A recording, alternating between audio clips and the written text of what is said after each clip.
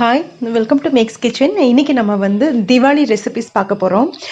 இனிமேல் வரப்போகிற நாளில் வந்து நம்ம திவாலி ரெசிபிஸ் வந்து என்னென்ன பண்ண போகிறோங்கிறத பார்க்கலாம். இன்றைக்கி வந்து ஃபஸ்ட்டு ஸ்வீட்லேருந்து ஸ்டார்ட் பண்ணலாம். ஸோ எல்லா வீட்லேயும் திவாலி அன்னைக்கு ரொம்ப மோஸ்ட் வாண்டட் ரெசிபி வந்து என்னென்னா குலாப் ஜாமுன் இல்லையா? எல்லாருமே குலாப் ஜாமுன் பண்ணுவோம். அதுவும் இன்ஸ்டண்ட்டாக இப்போ நிறைய மாவு கிடைக்கிது. அதை வச்சு நிறைய பேர் குலாப் ஜாமுன்ஸ் ரொம்ப சாஃப்டாக பண்ணுவீங்க. பட் இன்றைக்கி நம்ம பார்க்க போகிறது வந்து மில்க் பவுடரில் எப்படி நம்ம குலாப் ஜாமுன் பண்ணலாம், வீட் ஃப்ளவரும் அதில் சேர்த்து நம்ம பண்ண போகிறோம். வாங்க எப்படி பண்ணுறதுங்கிறத பார்க்கலாம். நம்ம சேனலை இன்னும் சப்ஸ்கிரைப் பண்ணாதவங்க மறக்காமல் சப்ஸ்கிரைப் பண்ணிக்கோங்க. பக்கத்தில் இருக்கிற பெல் ஐக்கானையும் ப்ரெஸ் பண்ணுங்கள். அப்போ தான் நான் போடுற வீடியோவோட அப்டேட்ஸ் உங்களுக்கு வரும். இப்போ குலாப் ஜாமுன் எப்படி பண்ணுறதுன்னு பார்க்கலாம். நான் வந்து இன்றைக்கி யூஸ் பண்ண போகிறது வந்து மில்க் பவுடர், பால் பவுடர் இருக்குது இல்லையா, அதுதான் யூஸ் பண்ணுறேன். நான் 1 கப் எடுத்திருக்கேன். 1 கப்பு பால் பவுடருக்கு 2 டேபிள் ஸ்பூன் நீங்கள் கோதுமை மாவு போட்டுக்கலாம், மைதா மாவு போட்டுக்கலாம், இல்லை ரவை கூட போட்டுக்கலாம். பட் நான் இன்றைக்கி கோதுமை மாவு தான் யூஸ் பண்ணுறேன். 2 டேபிள் ஸ்பூன் கோதுமை மாவு. அதுக்கப்புறமா நல்லா 1 டேபிள் ஸ்பூன் உங்களுக்கு நெய் விடணும். பேக்கிங் பவுடர் ஒரு பிஞ்சு. நான் பேக்கிங் பவுடர் எடுத்திருக்கேன், பேக்கிங் சோடா கிடையாது. இப்போது இது எல்லாத்தையும் நம்ம வந்து நல்லா மிக்ஸ் பண்ணி விட்டுக்கலாம்.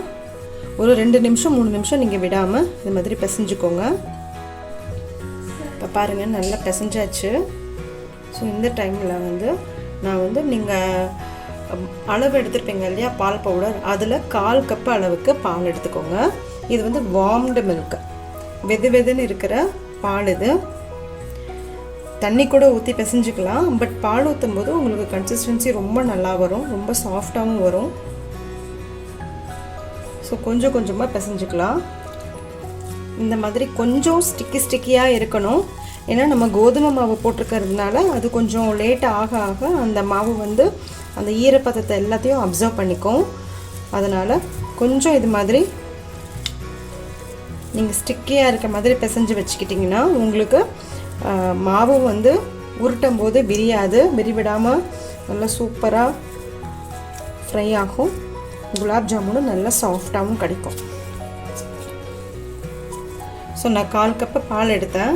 அதில் பார்த்தீங்கன்னா உங்களுக்கு இவ்வளோண்டு பால் மட்டும் மிச்சம் இருக்குது. இந்த பாலை நீங்கள் வந்து இது பண்ணிடாதீங்க, நார்மல் இதுக்கு யூஸ் பண்ணாதீங்க. இதை வச்சுக்கோங்க. இது வந்து ஒரு 5லேருந்து 10 நிமிஷம் வந்து கொஞ்சம் ஊறணும். ஊறும்போது உங்களுக்கு பால் வேணும்னா மறுபடியும் நம்ம இந்த பாலை விட்டு நம்ம பிசைஞ்சிக்கலாம். பார்த்தீங்கன்னா உங்களுக்கு தெரியும், முன்னாடி நம்ம பிசைஞ்சதுக்கும் கொஞ்சம் ஸ்டிக்கியாக இருந்ததுக்கும் இப்போக்கும் மாவு வந்து கொஞ்சம் டைட்டாக இருக்கிறது, நல்லா ஒன்றோட ஒன்று ஒட்டாமல் வருது பாருங்கள். இப்போது இதை நல்லா ஒரு தட்டு வச்சு மூடி ஒரு 5லேருந்து 10 நிமிஷம் இதை அப்படியே ஊறட்டும். உங்களுக்கு வேணும்னா நீங்கள் இதில் ரோஸ் வாட்டர் கூட போட்டுக்கலாம். பட் நான் ரோஸ் வாட்டர் வந்து நான் பாகில் ஊற்ற போகிறேன், அதனால் நான் ரோஸ் வாட்டர் இதில் நான் சேர்க்கலை. இப்போ இதை கம்ப்ளீட்டாக மூடி வச்சிடலாம். மூடி வச்சுட்டு நம்ம சர்க்கரை பாகு வந்து நம்ம பண்ண ஆரம்பிச்சிடலாம். இப்போது சர்க்கரை பாகு காய்ச்சிடுவோம். அதுக்கு 1 கப்பு சுகர், எந்த அளவில் எடுத்தீங்களோ அதே கப்பில் வந்து 1/2 கப்பு தண்ணி.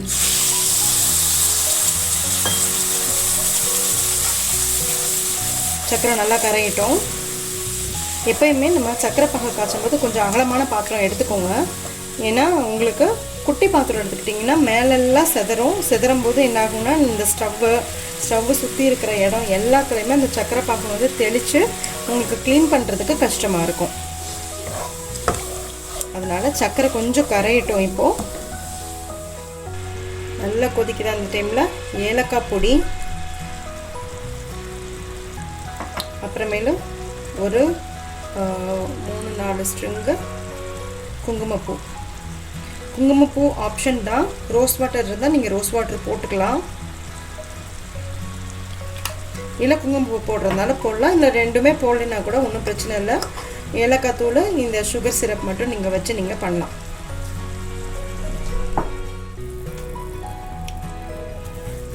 கொஞ்சம் சிம்லையே வச்சு கொதிக்க விடுங்க. இப்போ பாருங்கள்,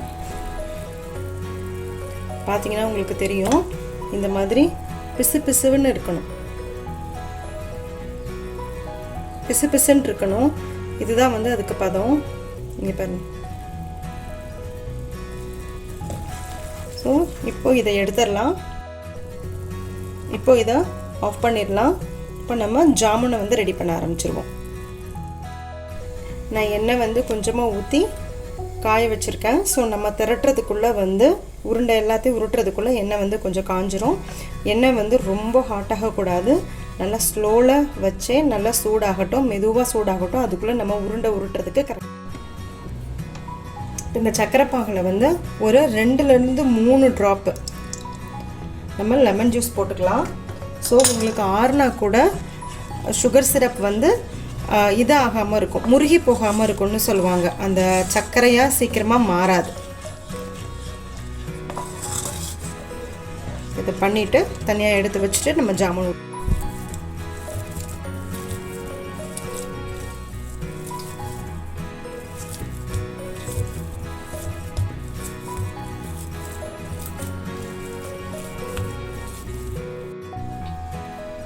இப்போ ஒரு பால் எடுத்து நல்லா உருட்டிப்போம். அது மாதிரி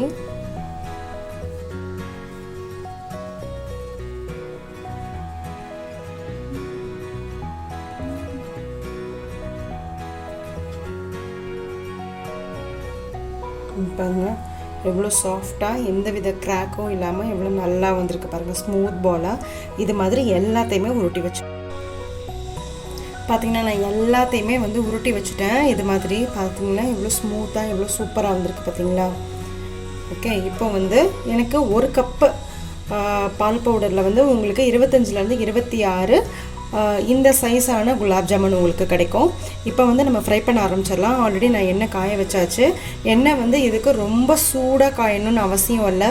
முறுக்கெல்லாம் வந்து போட்டால் அதாவது இமீடியட்டாக மேலே எழுந்து வரும் இல்லையா, அது மாதிரி காயக்கூடாது. இதுக்கு மிதமான தீயில தான் வச்சு இதை நம்ம ஃப்ரை பண்ணணும். முக்கால்வாசி சிம்மில் வச்சு தான் இதை ஃப்ரை பண்ணணும். அப்போ தான் வந்து உங்களுக்கு ஜாமுன் வந்து உள்ளே நல்லா வேகும், சாஃப்ட்னஸ் வந்து உங்களுக்கு அப்போ தான் ரீட்டைனும் ஆகும்.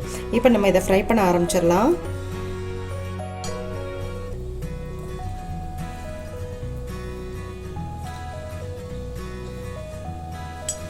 ஃப்ரை பண்ணும்போது ஒரு தடவை இது மாதிரி கிண்டி விட்டுக்கணும். ஸோ தட் உங்களுக்கு கீழே போய் ஸ்டிக் ஆகாது.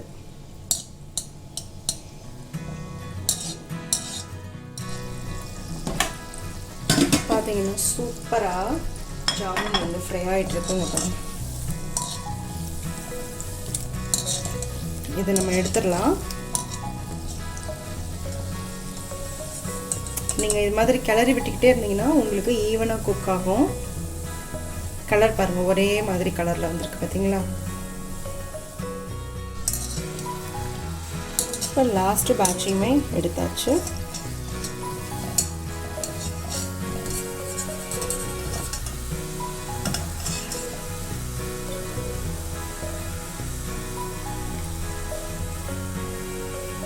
இப்போ உங்களுக்கு இங்கே பாருங்க, ஜாமுன் ஆல்ரெடி நான் ஃப்ரை பண்ணி வச்சது ப்ளஸ்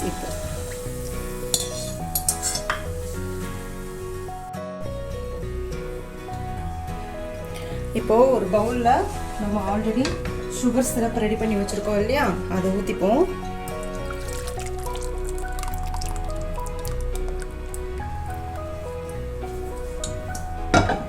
ஏதாவது ஒன்று சூடாக இருக்கணும். ஒன்று ஜாமுன் சூடாக இருக்கணும், இல்லாட்டினா இந்த சுகர் சிரப்பு இது சூடாக இருக்கணும். நான் வந்து சுகர் சிரப்பை கொஞ்சம் ஹீட் பண்ணி எடுத்து வச்சுருக்கேன். ஜாமுன் வந்து நம்ம ஆல்ரெடி ஃப்ரை பண்ணியாச்சு. இப்போ இதை இதோடு சேர்த்துடலாம்.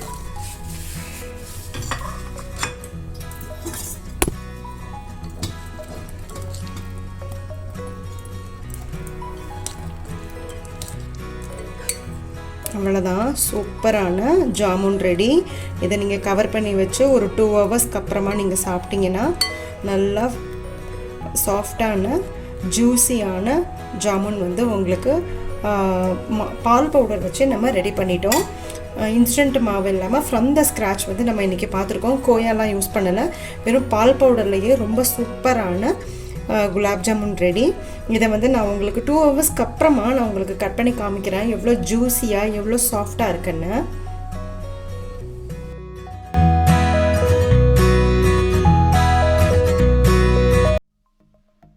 சப்ஸ்கிரைப் சப்ஸ்கிரைப் பண்ணுங்கள், மறக்காமல் பெல் ஐக்கானை ப்ரெஸ் பண்ணுங்கள். அப்போ தான் நான் போடுற வீடியோஸோட அப்டேட்ஸ் உங்களுக்கு வரும். லைக் பண்ணுங்கள், கமெண்ட் பண்ணுங்கள், ஃப்ரெண்ட்ஸோடு ஷேர் பண்ணுங்கள். தேங்க்யூ.